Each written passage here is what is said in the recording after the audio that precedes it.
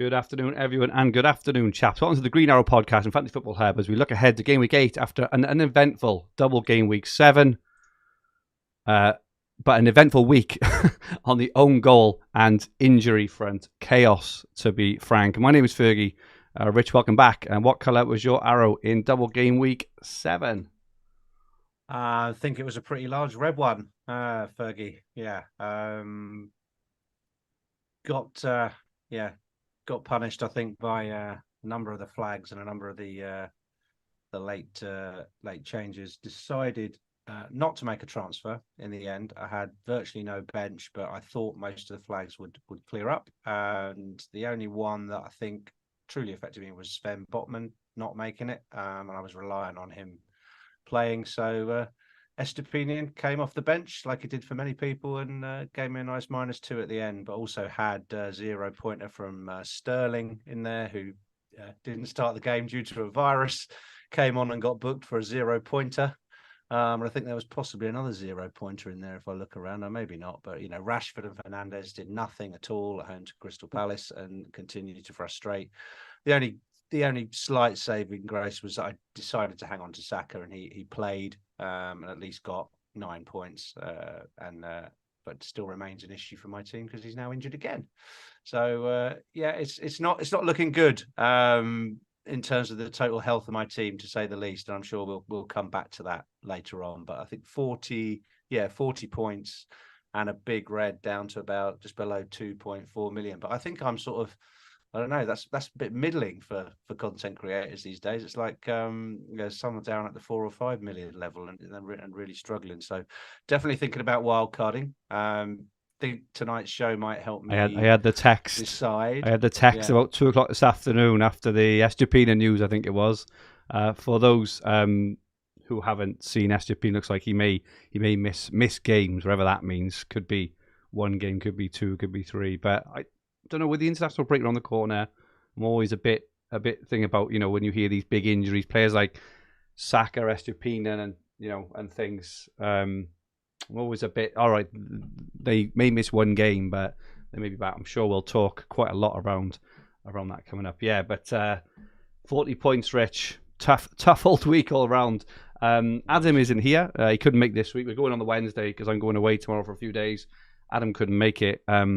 Rich, you scored, approximately 33% more points than Adam this week. Adam only scored 31 this week, which is maybe part of the reason he's not on. I'd immediately skeptical, but hopefully not. But yeah, Adam really struggled this week because Adam's not here. Great to have you with us, Bakar. Haven't seen you for a few weeks. How is your season going? How are you? And how was your game week? Thanks, Fergie. Thanks, Rich, for having me. Hello and welcome to all the listeners and viewers.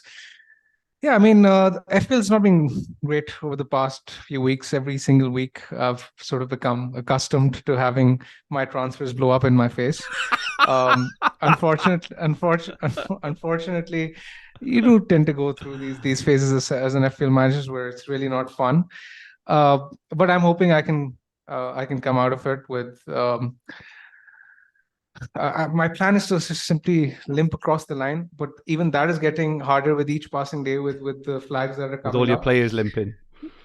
Exactly, with all my players limping and flagged. So again, I'm hoping that this show will bring more clarity to my plans as well, and shed more light on whether or not you should play your wildcards if you're in a position like I am, where we're on the edge. Absolutely. As to the wild card. On the edge of sanity as well, I think, after the week. It's tough all going in. Yeah. Do you know what? I actually like it when it's like this. I really do, because I think when it gets a bit too easy, everything's very samey, everything's very, we know what we're doing each week. But when it's like this, when there's real decisions that need to be made, I do think that a manager's experience and mettle comes to the fore, and they can, I think it's easy to hit the wildcard button. I'm not saying whether that's right or wrong, but I think that's just the easy. I'll just wildcard out of this match. I don't want to look at it anymore. Whereas there are other options, and obviously we'll talk about those.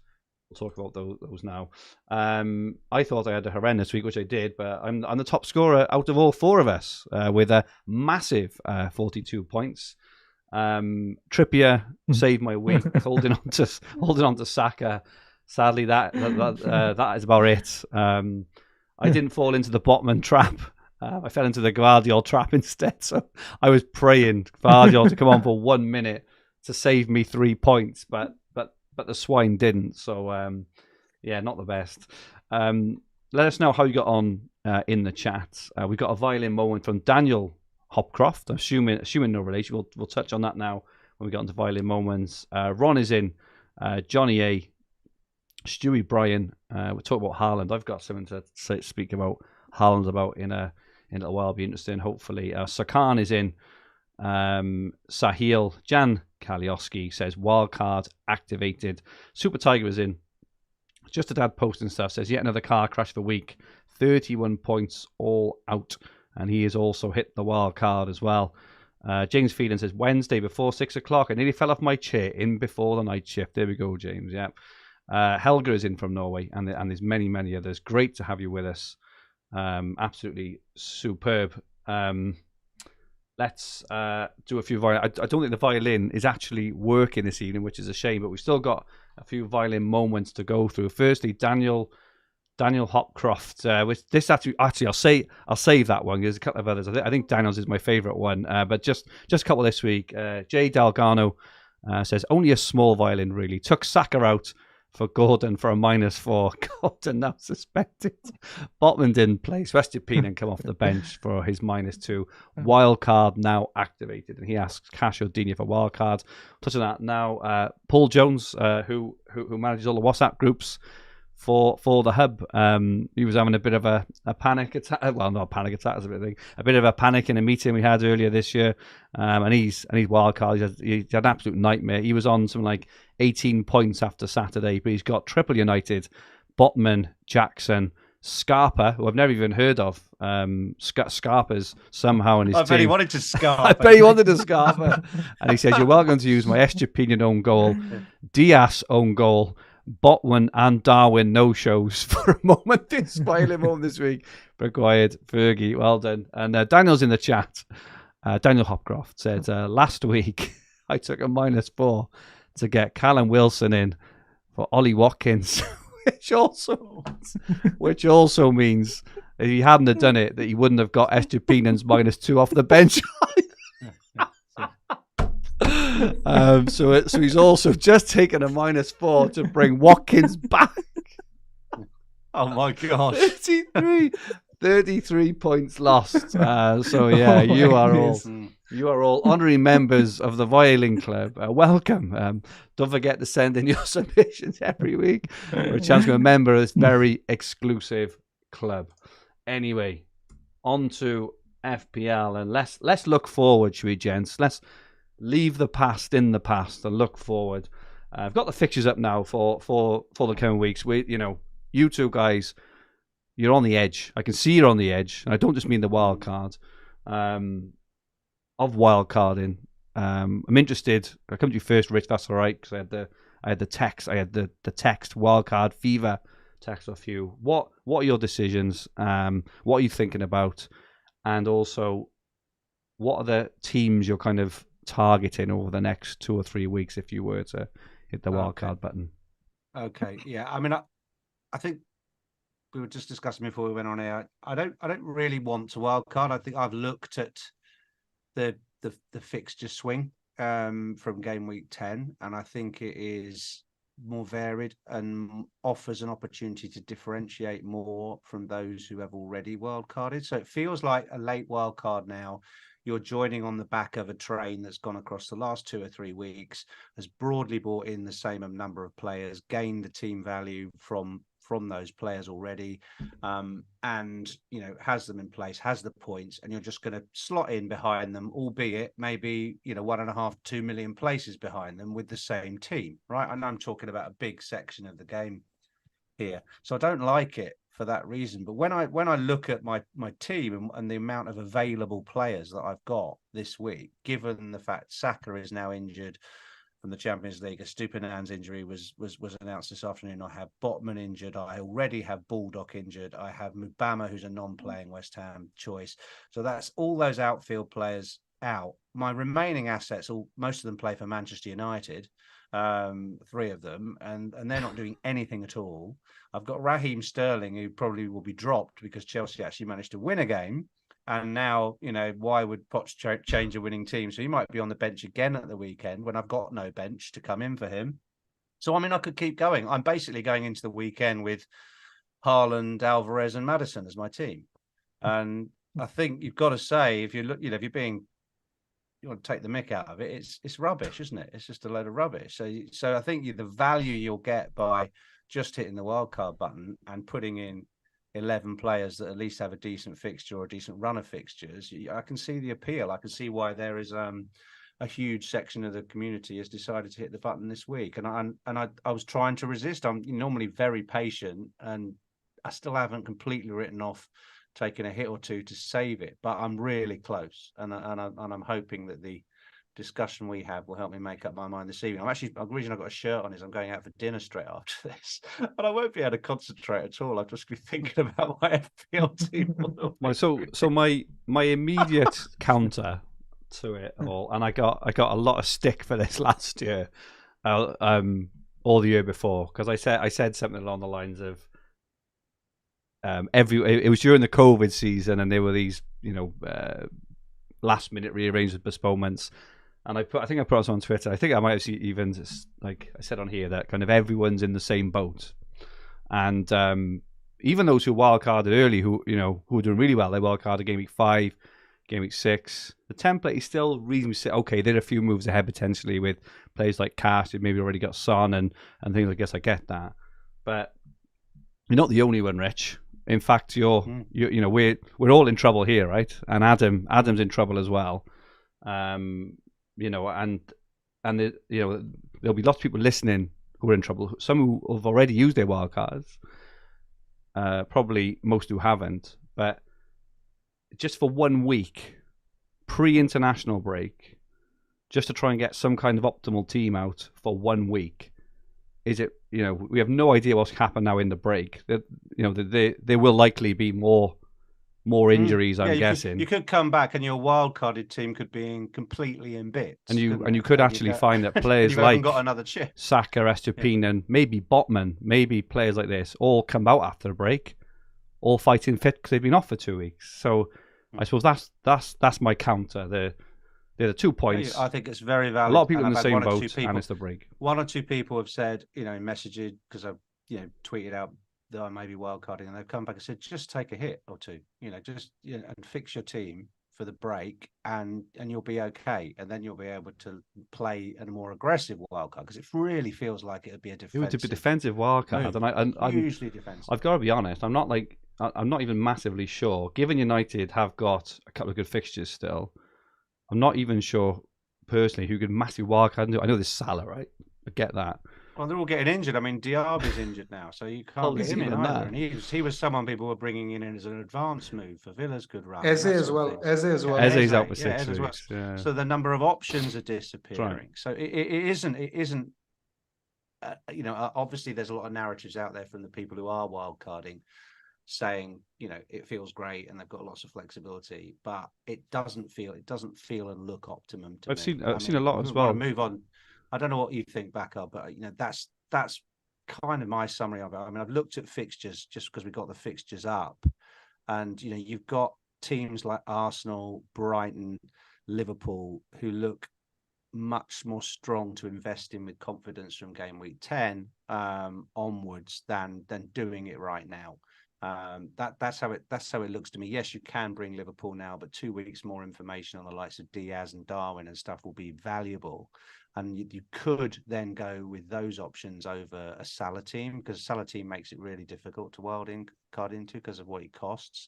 So I just value that information, and you will want Arsenal players, you will want Brighton players for those runs from game week 10. And so being able to wildcard straight into them and just, as you say, limping through till then with a hit or two, I think is probably the way to go. But it is team specific, because I've got so many flags and non-playing players, I might still have to do it. Just before you go on Bakar as well, just to touch on a couple of the teams. So Villa, everyone's Cash, Watkins, Diaby. I've seen lots of tweets and and content on tripling up on teams like Villa. Villa's next two are away to Wolves, who've just beat Man City, and home to West Ham, which is going to be a really, really hard game. Newcastle as well, away to West Ham, home to Palace. I think they're two hard games as well. And who's the other team? West Ham, home to Newcastle, away to Villa. Again, it feels like a couple of games after those games, all their fixtures are pretty good. But those two, it's a lot of people wildcarding into. I just don't think they're even like really. If they were going into Luton, Sheffield United, I can maybe understand it a little bit more. So just a final point for me. But yeah, Bakar, please, you have the floor. Yeah, to add more to this, like Richard said, Brighton's fixtures from Game Week 10 are really good. Now, Brighton have Liverpool this week, and they have City next week. Again, not optimal to jump on them. While if you look at their fixtures from Game Week 10 onwards, they're tremendous.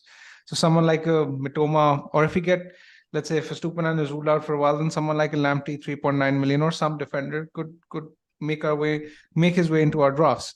Simply, again, Arsenal. When you look at Arsenal have City this week, they have Chelsea next week, and then after Game Week 10, they have a very good run of fixtures as well, starting from Sheffield United at home. So I completely agree with the sentiment and this thought that the Game Week 10 wildcard is much more powerful in terms of fixture swings to jump on. And now you couple this with the fact that a lot of the picks in the Game Week 8 team, let's say the template picks, I mean, I know these guys haven't been delivering so far, but the United mids, yes, the fixtures haven't been good.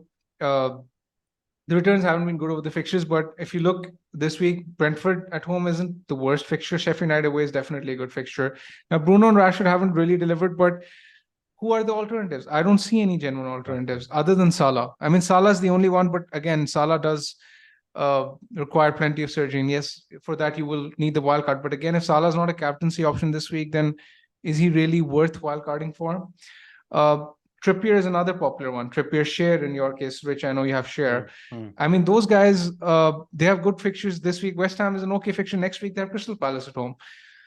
It doesn't really feel optimal selling these players just for the fact that you want to field a full 11. And that is what wildcarding this week really feels like, that you want to avoid taking excessive hits and you want to just be in a position where you can field a full 11. It does not look optimal, but having said that, I think there's a very strong case for it.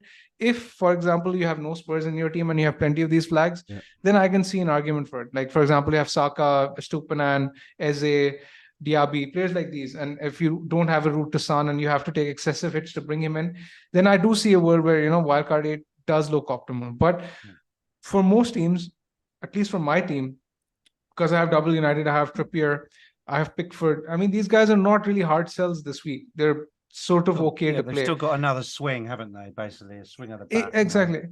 Even Mbeumo. I mean, United's defenses look shaky at best. And if Mbeumo's playing up front in 3-5-2, he's all right. Next week, he has Burnley at home. Even Alvarez, I see a lot of people selling Alvarez on their Game Week 8 wildcards. I think Alvarez could easily get points against Arsenal and against Brighton at home next week. I don't think he's a hard sell either. Yes, Watkins is a great pick, but I don't think the difference between Watkins and Alvarez will be so high that it warrants a wild card, right? Over the next 2 weeks, especially when Watkins is playing Wolves away this week, right? And the whole structure of the wild card, if you look at the template wild card teams this week, is built around Spurs. Okay, Spurs are the main carrot. But other than that, it's basically West Ham. It's mainly Villa, right? Yeah. And Villa and West Ham have Newcastle this week, not ideal. Villa have Wolves away this week, and Villa tend to struggle. And then Villa and West Ham are playing against each other next week. So you're possibly going to be in a situation where you have Areola, Cash, Diaby, Watkins, Ward-Prowse, Bowen, all these guys playing up against each other. So it does not really feel optimal. So I do agree with you.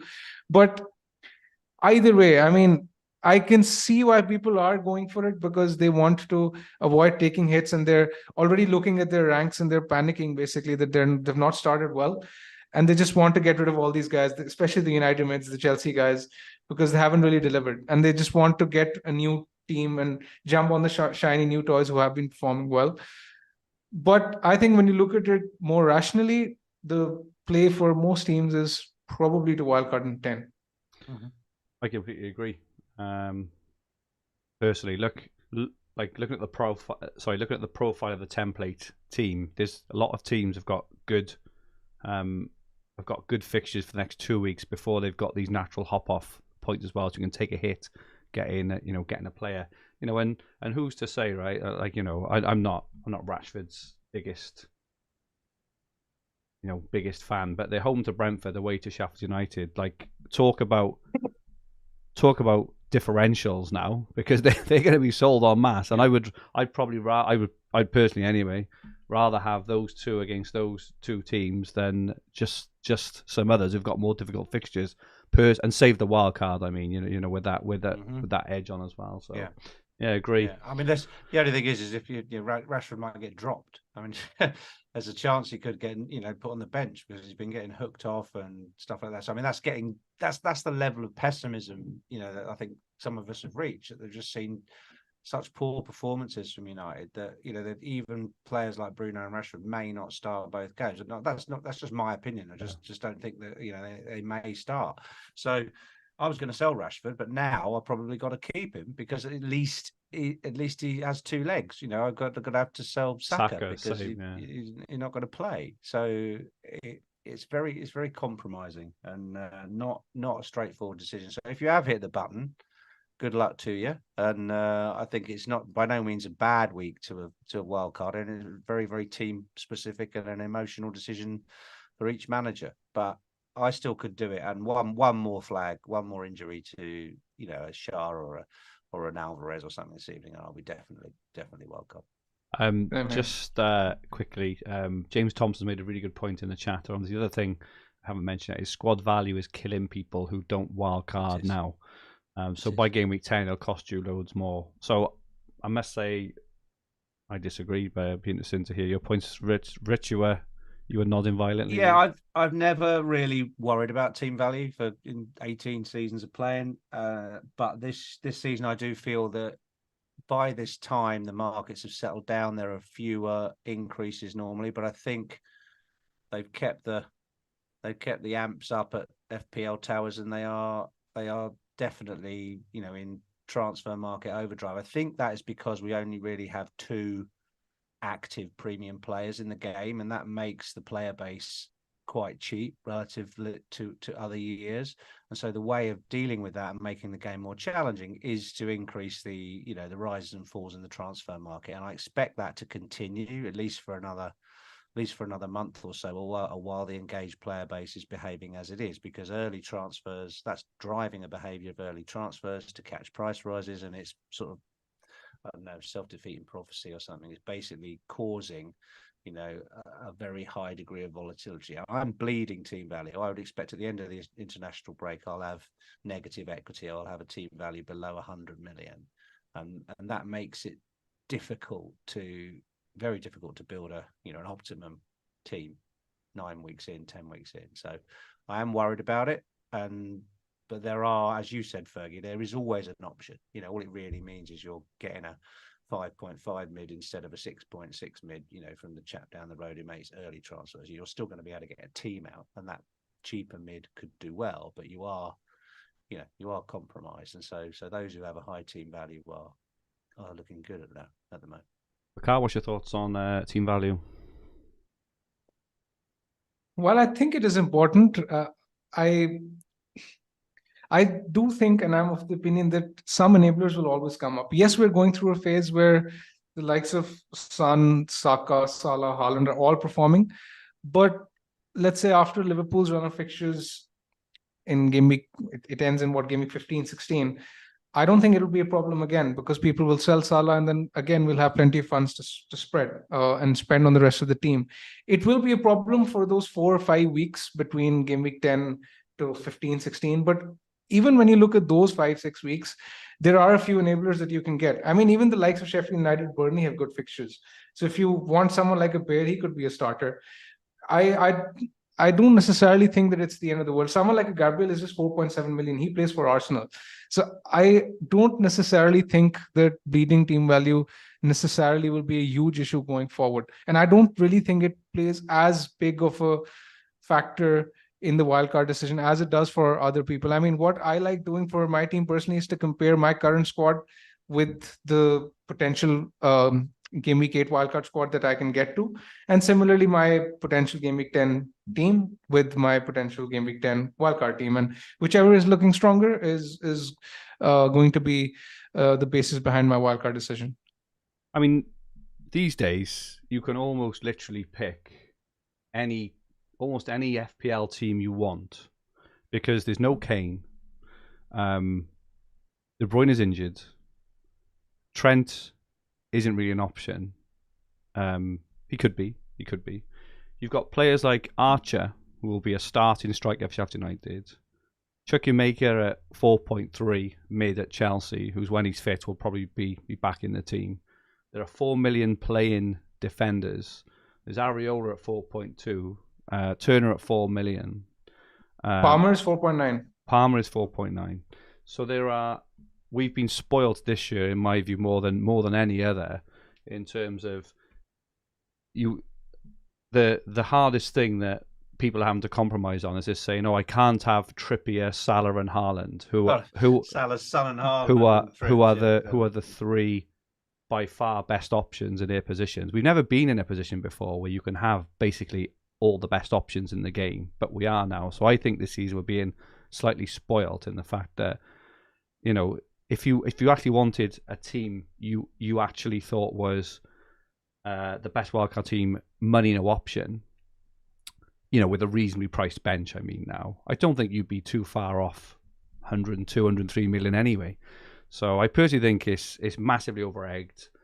I think, then this is a personal opinion, people on social media who, you know, don't really understand how important or not it is, just overhype it. You know, you see, oh, I gained 0.1 last night, sunglass emoji, and I'm like, literally, so what? Who cares?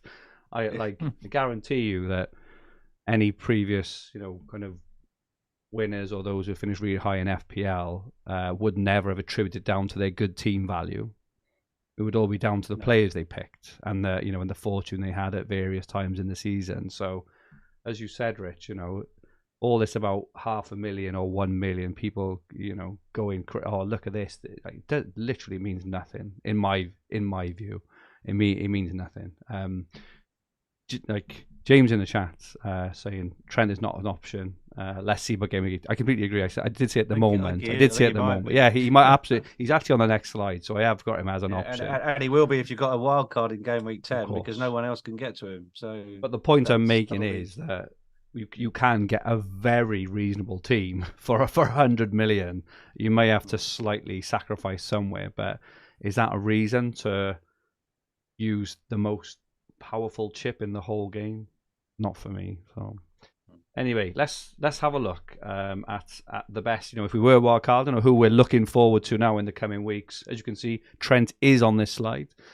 Defensive wildcard picks. So firstly, kind of keepers and defenders. Bakar, if I can come to you first. If you were wildcarding this week, who are the top sort of 3 or 4 names on your lips in those positions? Keeper, I think Areola is the standout, especially given West Ham's fixtures from Game Week 10. He's a very, very strong contender to go for. As we've said earlier, there's a chance that we might need funds for midfield and attack, and it doesn't look like Areola losing his place anytime soon. He's been playing well. So I think you can just simply minimize the spend here and spend that money on the rest of the team. As far as defense is concerned, I don't think there are too many standout defenders to pick on wildcard. I can name 2, but other than that, I think I'm seeing plenty of variation and variety in the wildcard template team for Game Week 8. I think Cash kind of picks himself given the run of fixtures that Aston Villa have coming up, and he's been playing fairly advanced as well. I don't think he plays as a right mid like he did in Game Week 3 and 4 early on in the season, but even as a right back, he's pushing forward when Kamara plays. So that's a good sign. Other than him, I would definitely go with one Spurs defender for their upcoming 3 fixtures, which read Luton, Fulham, and then Palace likely without Eze. So those 3 fixtures should be good for clean sheets. I don't think there's much between Porro and Udogie. Both are kind of the same and now at a similar price. I think I would probably prefer Porro because his attacking numbers are slightly better since game week 2. He's had 9 shots as compared to Udogie's 1. So his goal threat is slightly higher. Other than that, I don't think there's a standout defender to pick. I would pick Gabriel personally if I was wildcarding because I think he's a very good pick for the long term. And if you're wildcarding now, you want to have a defender who's there for the next 10, 15 weeks. And Arsenal fixtures after game week 10 are really good. And they're only behind Newcastle for big chances conceded this season. So I think Gabriel is a really solid pick at just 4.7 million. Lamptey may be an option. Let's say 3.9 million now that his Stupinan is out. He's a good cheap enabler if you're looking to save cash.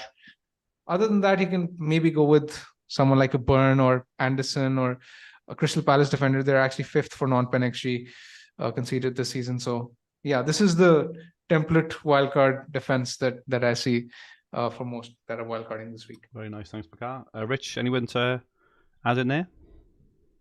Yeah, I'm glad you said Gabriel because I've had him since game week 1 and been teased and might give me a chance to get some of that blood back.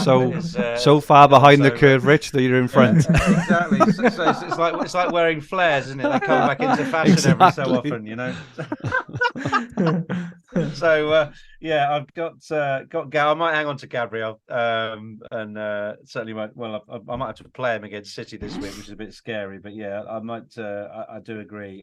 I also think that if you've got a Udogie and you got him for 4.5, he probably is worth hanging on to. But I think if I was wildcarding, I'd probably be tempted to just get Porro because it's different. It's going different to the template, and therefore if he hits, it'll do your rank more good if you're looking to climb. So he's more attractive of the two, but he's 0.1, he's 0.2 more expensive. So if money's tight, then go Udogie and still cover this. Really good stats just from Alex in the chat. Porro scored 3 goals in 13 games last season. I think both of them. Yeah. The problem is Maddison and Son. If you want 2 of them, you can't get to them. But I think a double up, if you are only going for 1 Spurs mid, I think they could do really well for you over the next few weeks. Yeah, could do. Yeah, you could go Porro and Udogie and they're cheap. Leave the money that Sun costs go down to a mid-range mid, and that would enable Salah more easily, wouldn't it? So yeah, that's a good way to structure because there are still loads of mid options. Agree with Areola. I don't think there's any real option other than Areola and Turner and in those goalkeeper combinations. However, if I was going to wildcard in 10, I am quite attracted to Raya of Arsenal. I mean, that's probably a discussion for 2 or 3 weeks' time, and that would be an example of someone that will come back onto the radar for 4.8. If you're not going Gabriel, then get Raya rather than probably even double up. Double up. Why not? Yeah, exactly. So that's worth mentioning. But yeah, I think you've got most of it there. Not sure whether to hang on to Botman or not. Again, a little bit of money tied up in him, but his value is going to drop during the international break, and so he's another one to potentially move on. It's a real shame he's injured. Actually, I'd be feeling a lot better if he was fit. I thought that was really strange last week, and this is what leads me to not believe in Eddie Howe. Because they said, it's last minute check, and on that last minute check, they diagnosed he's going to be out for weeks. I mean, how bizarre is that? Surely a last minute check is. He's basically there. They just want to do a last-minute check just to make sure he is all right. And okay, he may have failed, not quite there. How you go from a last-minute check to out for weeks? I don't really understand that. But Rich, do you want to go first on the attacking wildcard option? So midfield and forwards. Yeah. Who have you got on the slide, Fergie? We've got Salah, who's obviously interesting. I think he could do well against Brighton this week. Diaby, who it looks like may miss the weekend. He's been ruled out of the European game this week. Watkins, who what a performance last week. Son and Neto. Just to note that Mana Solomon has been ruled out for a few months now. So with Perisic out. That potentially leaves room for Richarlison to come in and play on the left, and we can we can laugh at Richarlison's form and stuff, but it could mean that Richarlison and Son, interchanging between the left and going up front. And as we mentioned, their fixtures coming up the next 3 are stunning. So he's potentially an option as well. Yeah. Okay. Well, yeah, I like Son. I think he's really possibly the captain pick this week if he's past fit. It's definitely a week when you can go against Haaland with him being away to Arsenal at the weekend. Watkins feels a little bit like chasing points. You're not going to get the 23 points, next week. According to Twitter, you are, Rich.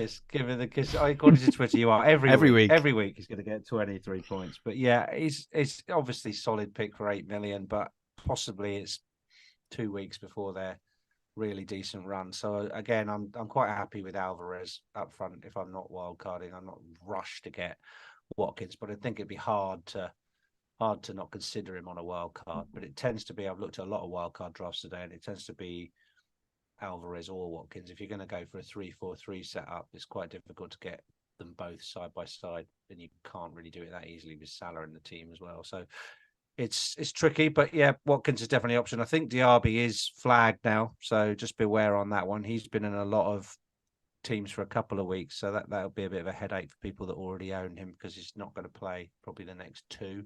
But he might be someone to bring in come game week 10 if he's past fit. And Salah's the big issue. I mean, we'll look at what you can do with a wildcard draft later on without Salah in it, and what you can do a lot if you don't go Salah, and pretty much everything. You can pretty much have everybody else if you don't have Salah. So that's a lot of power that you get by not going without. So one person I could have put on here would probably be Luis Diaz, as an alternative. You're not going to go Salah. I think he's definitely playing this weekend, isn't he? Pick of the Liverpool mids. I think he'll definitely play against Brighton. And if the prognosis on Gakpo is that he's going to be out for a while, then that brings Darwin, strongly into the picture. But with the international break looming and him going back to South America, he's not an ideal person to bring in before all that happens. So again, it almost plays to game week 10 with the information on Darwin. So I'd mentioned Diaz and Darwin on there as options. Nice and Rich. FPL name says about Botman fell off the treatment table. That's why he was. That's why he was out. I like that. Very, very good. And Alex Mika says Solanke as well. He likes the Solanke shout potentially over the coming weeks. He's one of those Solanke, and you kind of ignore him, and then he just keeps on. Just brings the points in most weeks. He does. But Carl, what are your thoughts on the forward and midfield options? Yeah, I think it's become trickier because, for those who wildcarded early in the week, Eze or Diaby would have been the standout midfielders to pick, and they would have sort of been the glue guys around which you could build the rest of the squad. Yeah. But now that they're not available, potentially a switch to 3-4-3 and getting someone like a Dom Solanke, I don't mind that at all, because Bournemouth's next 3 fixtures are fairly decent. This Son picks himself, Salah picks himself, Haaland picks himself. I know a lot of people will be tempted by strengthening the squad without Haaland, but again, when it comes closer to the deadline, then I assume they will revert back to normal. And to be fair, Haaland does have a terrific record against the top 6. And just on that discussion regarding Haaland, I do think that he is a captaincy shout in both game week 9 and 11 when City play at home to Brighton and Bournemouth. And regardless of how appealing Salah is, I don't think I still would put him at that level of Haaland. I still think Haaland is on a completely different level altogether when it comes to the ceiling. So if I view Haaland as the best captaincy option in, let's say, 2 of the next 4 weeks, then I would obviously include him in the wildcard squad as well. Cool. Yep. Thank you, guys. Good stuff. Gordon from Game Week 9 onwards. Bit of love in the chat. Yeah, it's a pity Gordon is suspended because he'd be a nice glue pick and a nice enabler to go to this week off one of the injured guys, because, he's solid. Newcastle still got good fixtures. Looks assured of playing. from now on. So I really like Gordon, and great price for people who are struggling with team value. I think even those who wildcarding this week, I think I'd still have him and bench him this week if you're wildcarding personally. And FPL Folly says Haaland, who obviously looked really, really sharp last night, 7.1 million, I think could be a really good option as well. Just plays for United though, doesn't he? He does. I've added just a small slide. It's called Haaland Essential, and I've been having a bit of a look. I'm planning on wildcarding. I think in game week 10 as it stands, unless I get another 3 or 4 flags. Obviously, this week now for game week 8. So I've just been looking at Salah and Son. Who I think are really, really good alternative captaincy options over the next few. Obviously, Liverpool away to Brighton this week. Spurs away to Luton. Man City away to Arsenal. It'll be interesting when we come to the captain chatter of what we think this week, which is, you probably have to say that Liverpool and Spurs, Salah and Son have probably got a good chance this week of outscoring Haaland. Next week, game week 9, Liverpool home to Everton, Spurs home to Fulham, and City home to Brighton. Probably fair to say Haaland, even though the other two are really nice, Haaland, with Brighton's current defensive form, could absolutely destroy them, in all fairness. But then you get to game week 10. Liverpool, Salah home to Forest, Son away to Palace, Man City, Haaland away to United. I think that is it's a fair shout to think that Salah could outscore Haaland that week. Game week 11, Man City home to Bournemouth. It's obviously a really nice fixture, but Salah is away to Luton then as well. Game week 12, Haaland away to Chelsea. Spurs away to Wolves, Liverpool home to Brentford. Game week 13, Man City have got Liverpool when Spurs are home to Villa. Game week 14, Man City have got Spurs. And game week 15, they've got Villa when there are really good alternatives. So I suppose my kind of argument is Haaland and Man City. I think it's probably for even though they're winning their games and even though they're playing well, I think Haaland's only, I want to say, double returned in 2 or 3 games so far, which I think I'm right in saying. I say only. It's still incredible, but what you could do for your team. So I want to raise the argument about potentially going Haaland less from game week 10. I don't think I do it on the game week 8 wild card personally because they're home to Brighton next week. Game week 10 onwards, Bakar, is it something you would consider at all or not? I mean, I would consider it, but again, in game week 11, they're playing Bournemouth at home, and irrespective of that, I still think that's even if I think that he's going to score 1 goal a game against the big 6 teams, which I do. I don't necessarily view those fixtures at home to Liverpool or away to United as tough fixtures. I would still back City to score, and I will not be surprised if Haaland got a double-digit haul in either of those fixtures. Sure. But so I still would go with him. I think weighing up the difference of like the 1.5 million, it could make someone Trent or someone Trippier or enable to have a stronger midfield. Yeah. Trent is the big one. Trent is the big one. Okay. Trent is the big one, and that's why I think another 2 weeks of information on Trent will go a long way. Yeah. For sure. That's another big reason of using the wildcard later. I also think the fact that Alvarez is almost potentially matching Haaland for output recently means the fact that you can have Alvarez and you've almost got quite a fair bit of that City attack there as well. Rich, what are your thoughts?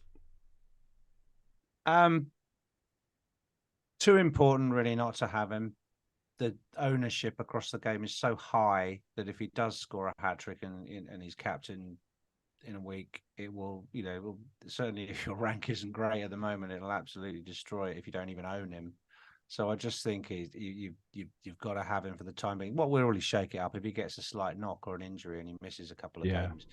That will be what makes people think, they can captain Salah for a few weeks and they can do a bit of a hokey cokey with him and sell him and buy him back. So not sort of necessarily lose him for a long period, but just take a chance on him being out for a couple of weeks. I mean, he doesn't seem to get as rotated as we thought he was going to be. And as long as City are cruising through in the Champions League, I think he won't get rotated. He'll still get the league games. So I wouldn't sell him. I'd probably more likely to go without Salah than I am Haaland. I can see more of a case for that because there are some very good Liverpool players who are scoring the goals, particularly if Gakpo's out. Darwin is going to start most games if he's fit, and I think Darwin at 7.5. I completely agree with that on Darwin, by the way. More attractive. Yeah. Darwin and Trent versus a Salah draft. I mean, that's an argument to be made, because that money could be spent in defense as well. And that I could see myself going there potentially. Speaking of a no Salah wildcard team, Rich, you were kind enough, because you were contemplating the wildcard, to pull out a couple of teams. So you've pulled out a no Salah wildcard team for this week. You just want to briefly talk us through it?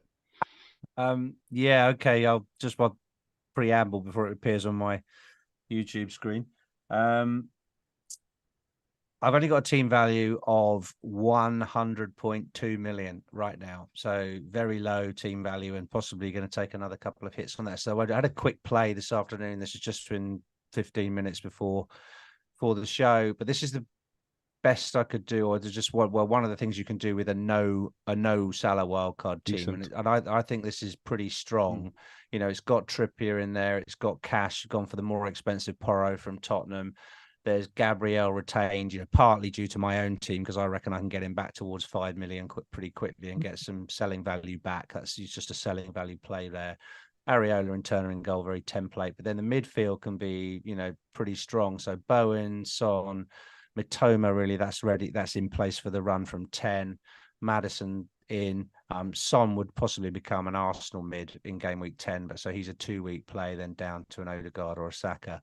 Diaby got injured after I did this draft, so he's now playing. But I Gordon in and bench him after I drafted him, so he would be potentially a Gordon or a James Ward-Prowse or something like that, and actually, but hopefully, I think by game week 10, Diaby will be okay. And then I've kept Alvarez because really, he's done nothing wrong, and he even only brought him in 2 weeks ago, and he returned that great free kick last week. He's fine, and he's actually one of the players I've actually gained a bit of team value from. So he stays for me, and I've got Darwin in here for precisely the reason that we've talked. Is a little bit of a differential.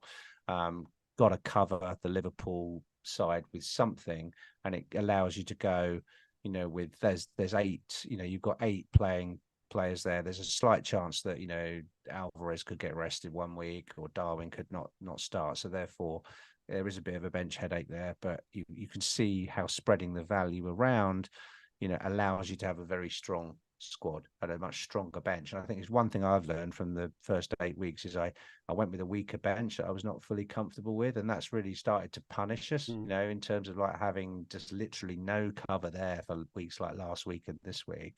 And I don't like to play like that. I think if you're setting up with a wild card now, you've got to set up for a long stint of about 20 plus weeks of play, and you want at least 2 players who you can rely on to come on in the event of a rotation or in the event of some of these injuries and flags that do seem more common than last year. So that's what I came up with as a no Salah wildcard team. What do you think? It's really strong. I don't. Again, I think it's just reinforced to me though that I don't think we really need to hit it this week. I suppose that's what it's reinforced. Kind of me there. I don't see much upside outside of the team I've got already. Potentially Darwin. I think I'm bringing in Son anyway, and players like Mitoma and Bowen that I all think are really good picks, and Cash and all that. Haven't got the easiest fixtures anyway, so I think that's just reinforced it for me. HT in the chat says, after some advice, I'm in the top 200k, but I only have a 99.6 million resale value. Why is that? Which is interesting. So it just goes to show those who are ranked down at like 3 or 4 million like us. I'm sure we would forego 500,000 or 1 million in team value to be sat at 200k, wouldn't we? God, yeah. So, I wouldn't worry about it if you're 200k. Exactly. You're doing very, very well. Exactly. And you possibly you might have made a few too many transfers, and that's why your team value is low. I don't know, but normally if you make a lot of transfers, your team value rises, doesn't it? Because you're jumping on bandwagons early and that kind of stuff. But yeah, don't worry about 99. Absolutely, just enjoy your rank, enjoy your points. Yeah. And looking then at the with Salah and Haaland draft, just want to briefly just Just talk to the changes on this one, Rich. Yeah, again, I think this is one where my team value makes it more challenging to wildcard this week. Have to go with the cheap double keepers, and obviously there's no chance of having Trippier in there. So he comes out, and I don't think I was even able to hang on to share. I've got Dan Burn in there as the cheap Newcastle player. He's already gone up this week to 4-6. I did hang on to Porro again, just trying to differentiate. Cash is in there, has to be really hang on to Gabriel as per before, ready for game week 10. And then I've got Son, and I have to have two sort of mid-price mids in there. So Bowen has to become Ward-Prowse. I don't think that's a huge climb down for the 0.7 saving. Diaby's in there, but I think I'd probably swap him out for Mitoma if Diaby's injured, although really Mitoma's not needed for the next 2 weeks. So that's one I'd have to give more thought to. Maybe Gordon as part of play 4 this week. And then up front, I've had to go to Archer. I've had to go to the 4.5 because of accommodating Salah. So it is slightly more compromising, but that was put together with 100.2 mil. Good stuff. So not much. I mean, as a lot of people with at least 1.5, 102 million budget, and you'll find that'll get you a better fourth mid, I think. So, what do you think about that one? Yeah, no Trippier and no third forward is really the headline. And no Watkins over Alvarez. What do you think, Clarke? Yeah, I would have similar. If I was wildcarding, Watkins is sort of tricky to fit in if you have Maddison in that same slot as well. But what I like about the drafts that you made, Rich, is that I see a lot of drafts on Twitter, and people are sort of taking money out of defense and investing all their money to get Maddison, Watkins, and all these guys in attack, and spending a lot of money over there without investing in defense. Now we're sort of approaching that period where rotation is going to happen soon, in let's say the next 1 or 2 months, and then you will need a playable bench.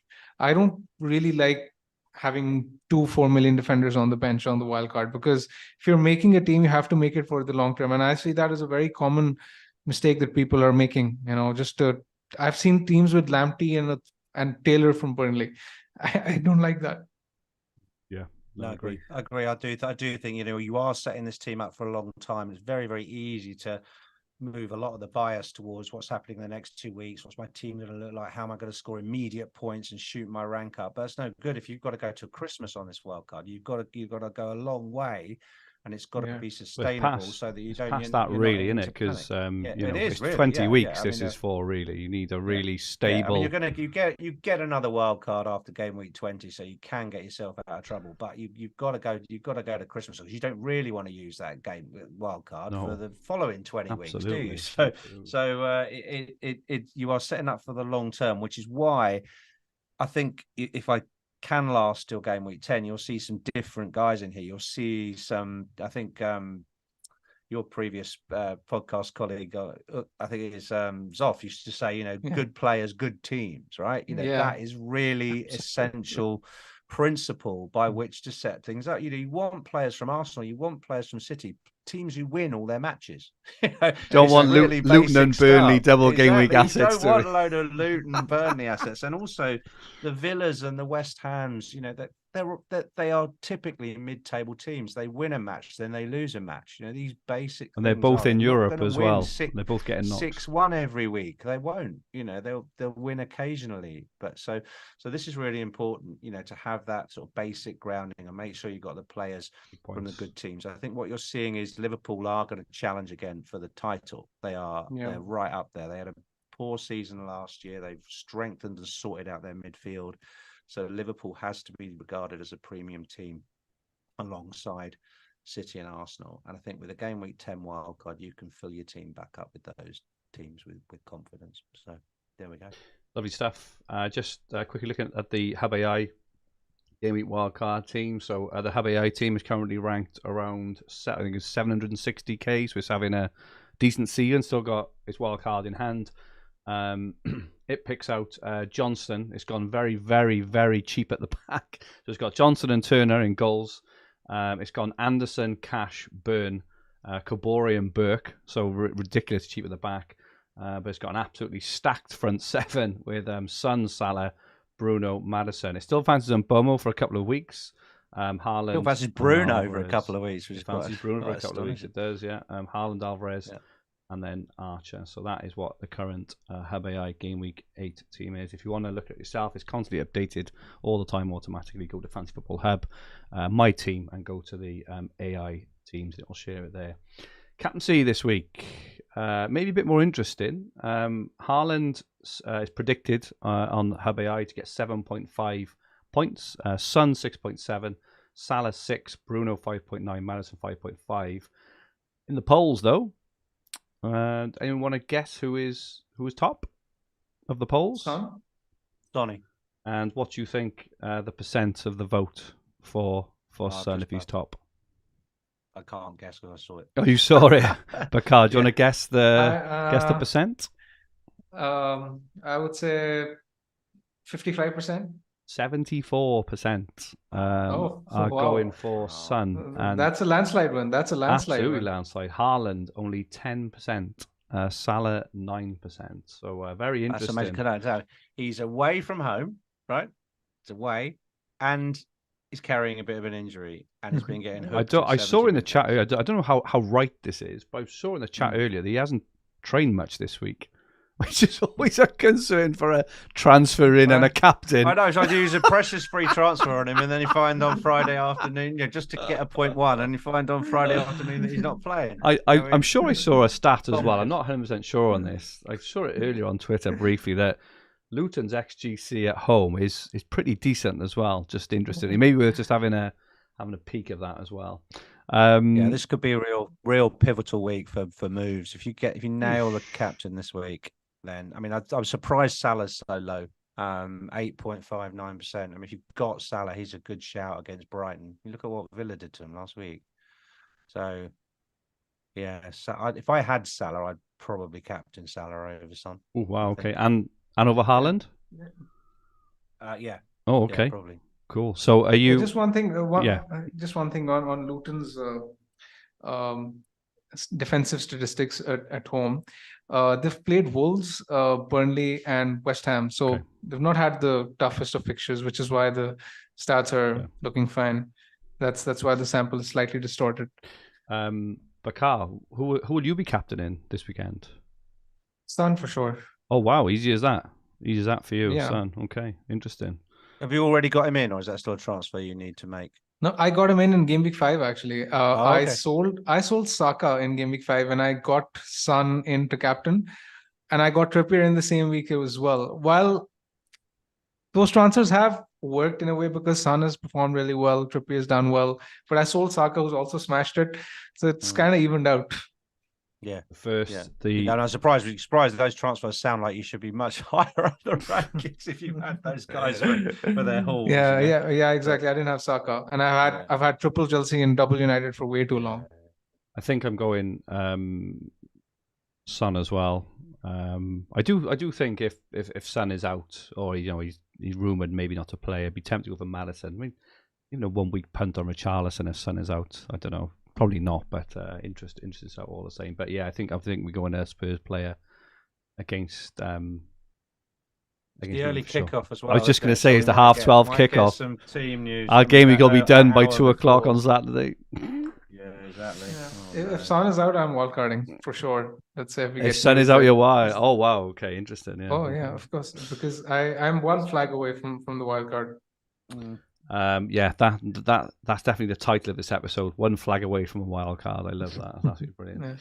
Fergie is a punt for the next 4 game weeks. Who did I pick out last week? They didn't return. James Ward-Prowse. I still think he will come good over the next couple of game weeks. He got a bonus point last week, and he didn't assist at all, and he earned bonus just from his baseline. Can I claim that as a win? I don't know. So, probably not. Fantastic.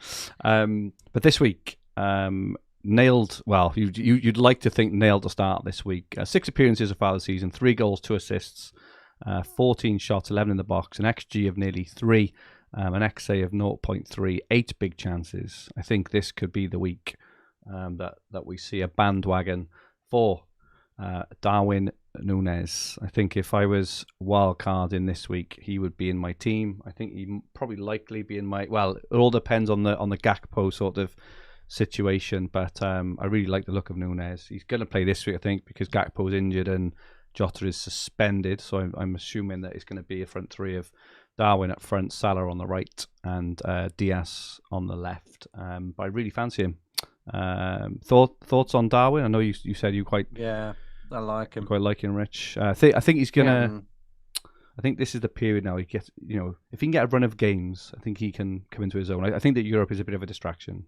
But but Carl, thoughts on Darwin? I think he'll play this week.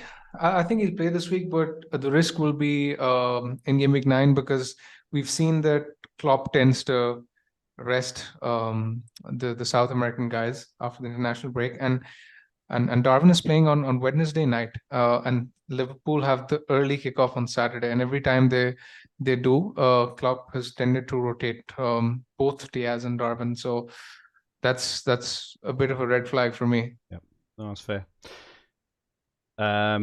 Just before we go on to our teams, the Football Content Awards are back for 2023, and we have been nominated for Best Podcast in the Fantasy Football category. If you enjoy our content, we would really appreciate it if you could vote for us in the description below. It only takes about literally 10 seconds. And while you're there, if you enjoy our team reveals and articles and everything else, you can also nominate Fantasy Football Hub for Best Editorial in Fantasy Football too. Thank you so much all in advance. It would really mean a lot to us. Let's have a look at our teams. Just brought up Rich's team. It's like one of those, when you drive down the motorway, you look over the other side, there's loads of traffic, and you realise there's a bit of a car crash on the other side. It's like a cup of cold sick, does it? we got Rich's. Even the Hub AI has rated it only as 89%, Rich. Even the Hub AI doesn't fancy it. What's you thinking, Rich, this week? Laughing at my own team. I think it's dreadful. Absolutely dreadful. I mean, basically, I've got no one to bring in. I've got Botman, Baldock, and Mbama are about as useful as a chocolate fire guard. I've got Estupinan who's injured, so he's got to go. Fabian Schär's okay at West Ham. Gabriel's got to play at home to City. Brilliant. Yeah, it's not looking good. I'm thinking about Wildcard. I said it's not looking good, Brev. You know what I mean? It's like, and basically, I've got Rashford and Fernandes who can't hit a barn door from 6 yards. I've got Sterling who's sick now and probably won't even get on the pitch until the 75th minute. Saka's injured and probably needs. Oh my goodness, it's not good. Maddison who's any use. So as I said, it's a Maddison, Alvarez, and Haaland team, and the rest of them can do one basically. What's your plans, Richard? Like Saka the Sun looks obvious. Well, either wildcards or one of the two templates that I put up earlier, and again, I'll have a look at the Champions League highlights when I get in from dinner and see how many others have got injured. But wildcard tonight, possibly before the prices change again. Before or after your meal? Well, after your meal. People are busy about 11 o'clock. If I'm going to take a hit or I'm going to take two transfers, I would take Saka. I've got 1.4 in the bank, thankfully, and I'll need it. I'd take Saka out for Sonny to cover the captaincy. And if I take a Stupinan out for a Spurs defender, I'd take a Stupinan out for Pedro Porro for a couple of weeks, maybe Matty Cash as well, just to give me the opportunity to get rid of Ben Gabriel. So I could do Botman to Cash for a -4. And so I have Cash, Porro, and Schär in defence, and then Sonny in the midfield. Play the United guys, give them one more chance, and hope Sterling gets minutes against Burnley. And then that's a more positive way of looking at it for a -4 to hang on to the wild card. What do you think of those moves? Do you think the -4 is necessary? Would you do a -4, or would you do it elsewhere? I think I'm assuming you're not wildcarding next week. It would either be this week or 10, not in 9. I'm assuming. I think if I can get to 10, I'll get to 10. Yeah, I think it's worth it for 2 weeks personally. Maybe not 1 week, but I think it's worth it for 2. I think there's sound moves, Rich. I know we're laughing and stuff, and all right, your team's not optimal, right? Your defense and it's not optimal, but it's it's reasonably placed. You had this the other week where you were laughing at your team. We were laughing collectively at your team a couple of weeks ago, and you top scored the week. I did. So yeah, it's not that bad. It's really not. It just looks funny because of the calamities that have surrounded certain players. But when you get your 11 on the pitch, because you ignore your bench doesn't matter. Your bench are of no whatever the word is. It is needed if Alvarez gets a rest, for instance, or if he's coming on though, isn't he? Gets dropped. It's like they'll be coming on, Rich. One day it will bite. It will bite. Yeah, one day, but we're only talking a week or two. I think you crawl through. What do you think, Clarke? Are you doing the right thing? It's a tricky one for Rich, actually. Rich, I think you've got a plan around the 4 Sterling. Again, this depends on your assessment of whether or not he's starting. At the moment, I'm leaning towards saying no because Chelsea played so well, as you've said earlier, and Palmer played really well on the right. On the left, Modric, even if he doesn't make it at the weekend, there's every chance that Maatsen plays on the left wing, and he came on against Fulham. So Sterling is a big red flag. But I think Estupiñán to the Spurs defender and the other Saka to Son moves pick themselves.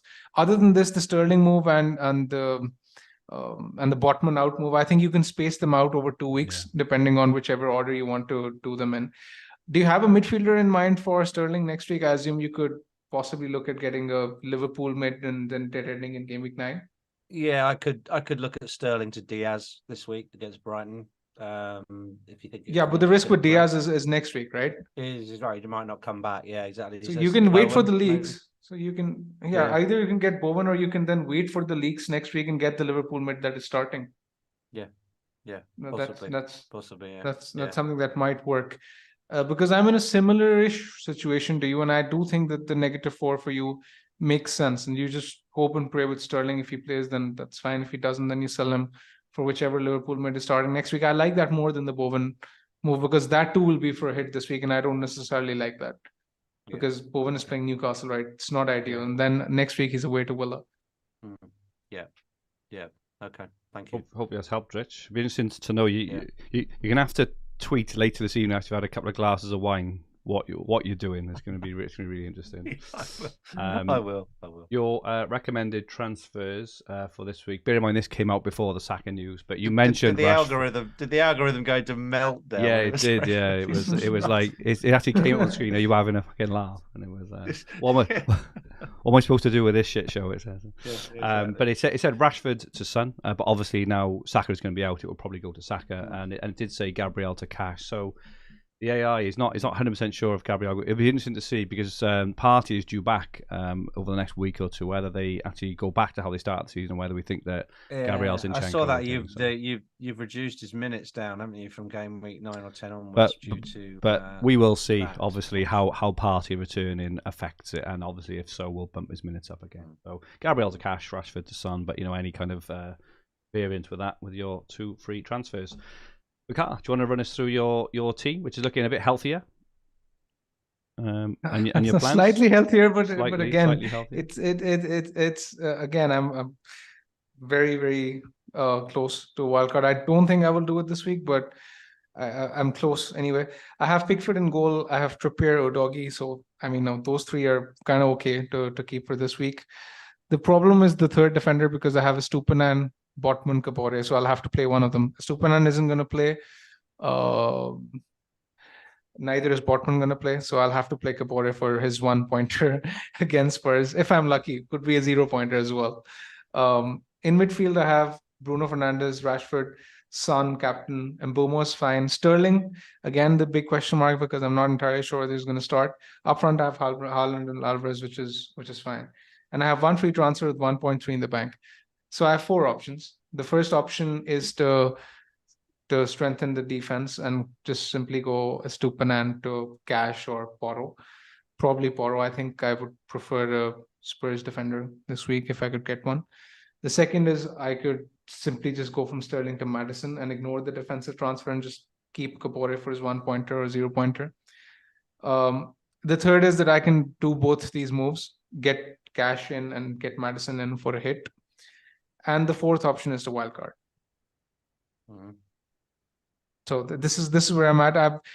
Ideally, had I not been wildcarding in 2 weeks, I think the hit would have made more sense. But I'm sort of questioning it because with the wildcard in 2 weeks' time, it's not really ideal because I don't think I will have an obvious transfer to make in game week 9 as well because the team would look fine for game week 9 if I take the hit this week.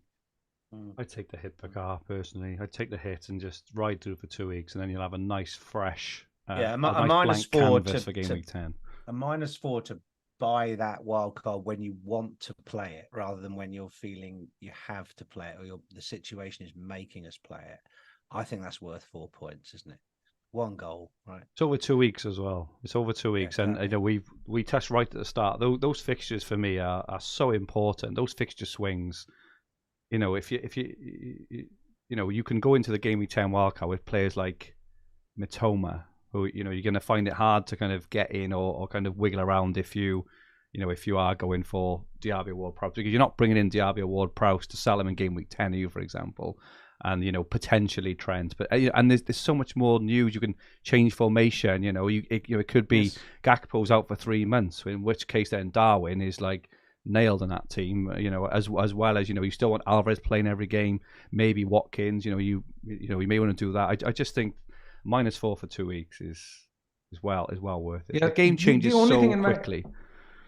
The only thing in my mind is that if I am to take a hit, then I will have nothing to do next week, no free transfer to make. I mean, assuming that everything stays fine, because the team for next week is looking fine. I could make one of those 2 transfers, either prioritize Madison or the Spurs defender this week and do the other transfer next week. Because as of now, I don't think there's anything to do next week, and that might save me the hit. So that's the only thing. Have you got a bench? Have you got a bench for your team? I have Archer. But I won't have a defender. I think you've been very. I think you've been very optimistic, Bakar, that considering teams have 3 games to play before game week 9, exactly. There's going to be something to do. I'm sure. You're not going to be. You can't say I'm going from wildcard to my team will be fine and get the cigar out in like you will have something. I mean, there's the international break as well, right? There is after this week. So there's something might come up there, and you can pick a nice game week 9 1 week punt. As well, a really nice one before you wildcard. Are you getting a bit fed up with Mburmo? We haven't really talked about him. Are you? I am, but again, he's someone that I think he has 1 return in him in the next 2 games. Especially against United. I think if he's going to play up front in the 3-5-2, I like him more in the 3-5-2 as opposed to a 3-4-3. And I think he's fine to keep this week. Agree. The next week he has Burnley at home, so it's all right. Agree. Sterling to Madison is your recommended transfer by Hub AI Bakar. If anyone watching or listening wants their own recommended transfers, go to Fantasy Football Hub, My Team AI Transfers, and it will analyze your team, rate your team for you, and tell you what moves that it suggests each week. My team, I'm laughing at everyone else. I've got Pickford in goals. I mean, geez, what an absolute! I've had him as well. Oh, he hurts, don't he, Bakar? He just hurts every single week.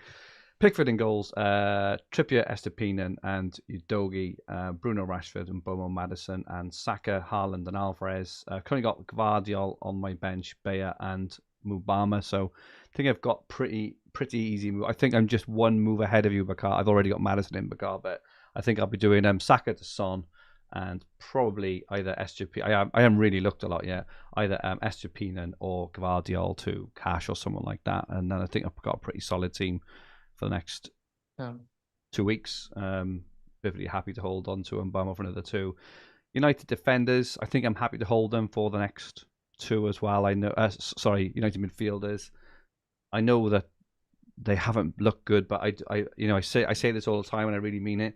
Things change so quickly, form change, especially for top teams and top players. Like we're all laughing at Sterling now, saying how dreadful he's been and how he's going to be dropped. In game week 5, he was the absolute talk of the town. He was the must-have of the week. That's only like a few weeks ago, or game week 4. That's only like a few weeks ago. So things change quickly, and I think that home to Brentford, who are struggling this season.